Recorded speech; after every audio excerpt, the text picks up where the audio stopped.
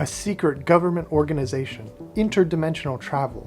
But what does that have to do with beauty? Hello and welcome, my name is Jason, and today we'll be creating this piece using gouache and acrylic. Along the way, I'll share the story that goes into this painting in response to the prompt, what is beauty? So, without further ado, let's get started.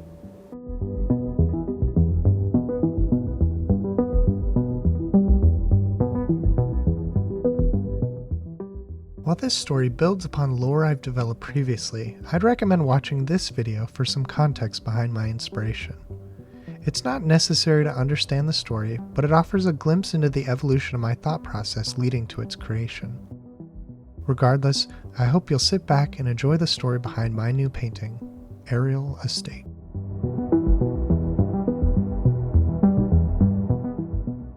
In the 1920s, the Bureau of Investigation was a small agency with little authority, mainly focused on Prohibition-era crimes.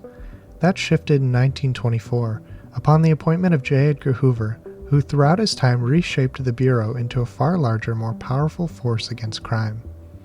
By 1935, the organization had been remade entirely, and with it, the Federal Bureau of Investigation was born.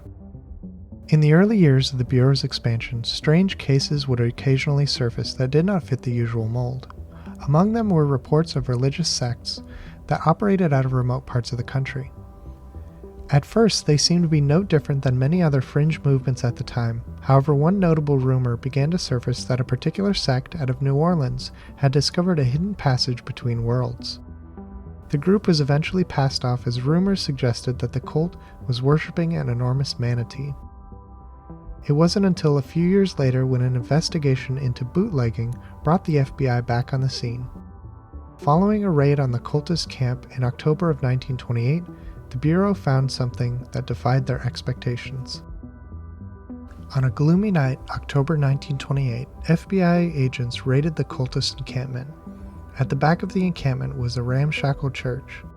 Agent Amos Felton was first on the scene. With a group of enforcers, he entered the church, quickly subduing the head cultist. Sweeping the room, he discovered a stairway behind the altar. Flashlight and sidearm in hand, he descended the stairway into blackness, quickly discovering that the basement had been flooded. Shining his light into the water below, Amos saw an enormous mass. Before he could think, a gigantic creature emerged, grabbing his leg, dragging him under. Amos panicked, firing a shot into the side of the creature. It quickly let go. After swimming back to the stairway and collecting himself, Amos looked back to see the creature. It was a giant manatee the size of a car. What was strange about this creature was on its back was a miniature rural town. As it emerged from the water, Amos could see grass, trees, and the buildings of a mini town, all unaffected by the water it had just emerged from. For a moment, Amos went into a trance. He saw the town in front of him and realized it was the life he wished he had, away from the force, living in a small town in the country. He felt his life live out for a while in this new place, before he was shaken out of it by another agent. Amos realized the significance of this event and quickly knew he had to save the manatee. The water was starting to turn red and he knew he had limited time. Doctors were called in to tend to the creature's wounds while the encampment was cleared and secured.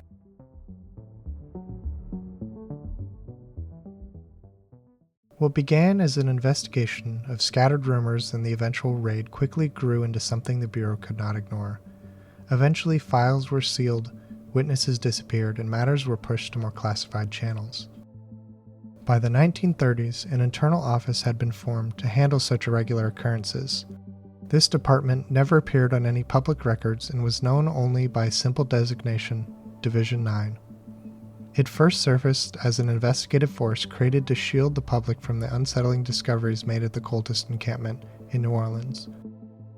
Over the following decades, however, Division 9 quietly evolved into the government's foremost research body on interdimensional travel.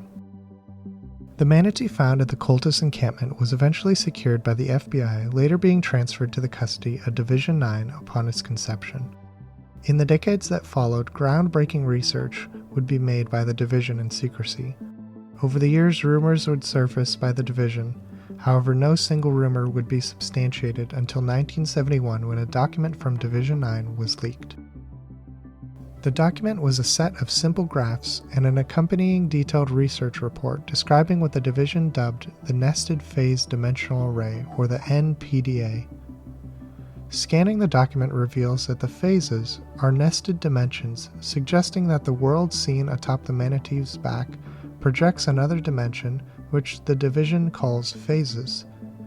A few accounts from people referred to in the report as metanauts describe how within each phase are subsequent phases that descend deeper and deeper.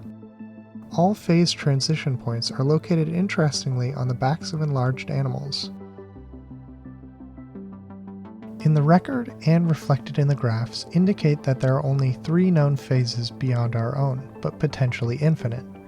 The document also suggests that there may be phases before our current, however research has not yet proven that. Accounts from the metanauts suggest that the phases beyond our own differ greatly in terms of their structure. Most notably, the phases beyond our current tend to experience strange gravitational anomalies.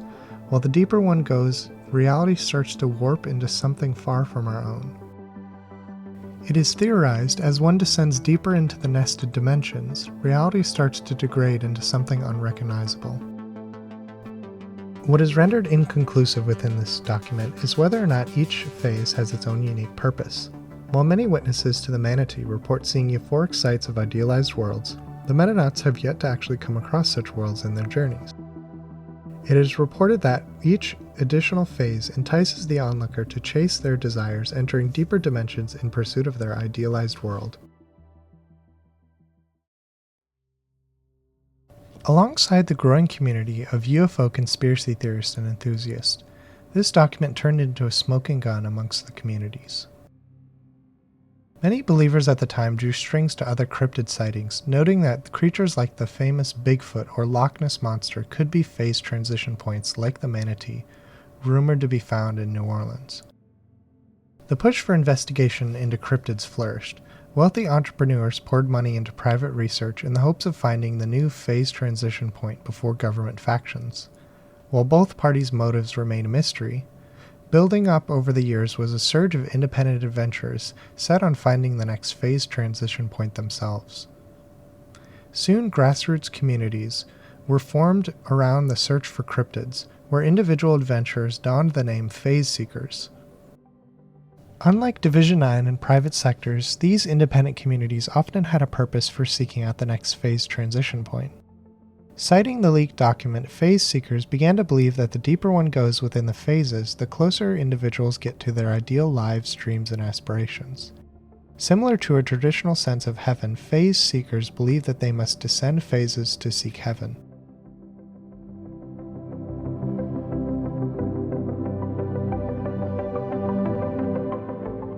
In a rural French town in 1991, 2 farmhands, Oscar and Annabelle, were reported missing after failing to appear for work one evening. When several days passed without word, the farm owner grew concerned and contacted local authorities. Police searched the property and the pair's residence and found no immediate trace of them. It was during an inspection of the barn that officers encountered something extraordinary. From within came a deep mechanical thrum like a steady roar of an enormous fan. As they opened the door, a massive shape burst forth, knocking the officers to the ground. Regaining their footing, they caught sight of what had passed, a gigantic dragonfly, wings beating with unnatural force. Carrying upon its back appeared to be an entire miniature town.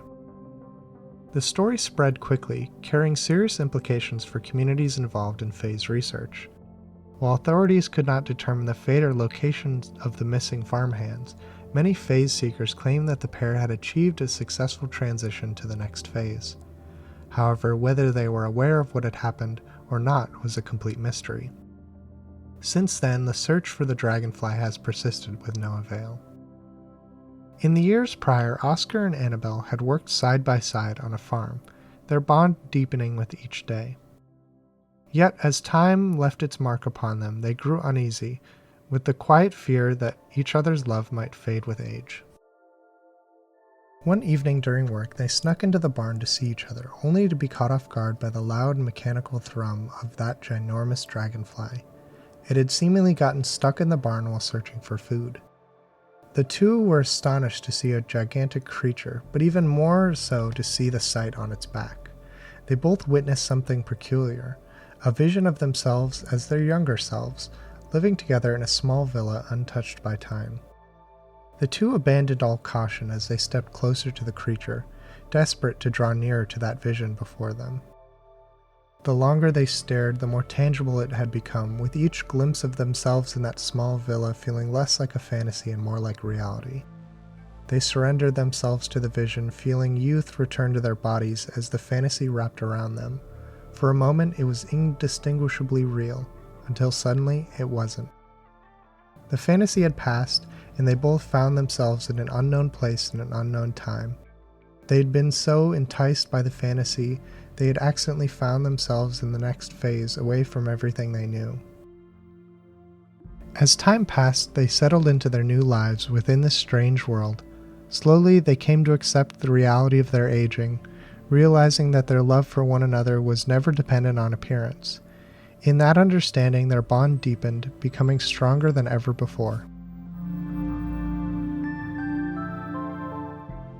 This painting is my submission to the Beauties in the Eye of the Beholder show at Gallery North in Edmonds, Washington. The exhibition invites artists to explore what beauty means to them. In my piece, I tell a story of a couple in a world where strange and surreal events unfold. Though deeply in love, they struggle under the weight of rigid standards their world places around beauty. Tempted by the allure of quick solutions, they suffer for chasing illusions. Ultimately, they come to accept their reality, realizing they were never needed to fear for their relationship because it was always built on more than just appearances. For me, this story responds to the prompt by showing that beauty is not found in external expectations or in clinging to youth, but in the resilience of love, trust, and acceptance. Beauty reveals itself when we see ourselves and each other truthfully, beyond appearances. If you're interested in seeing this painting in person, it will be on display in Gallery North in Edmonds, Washington for the month of October.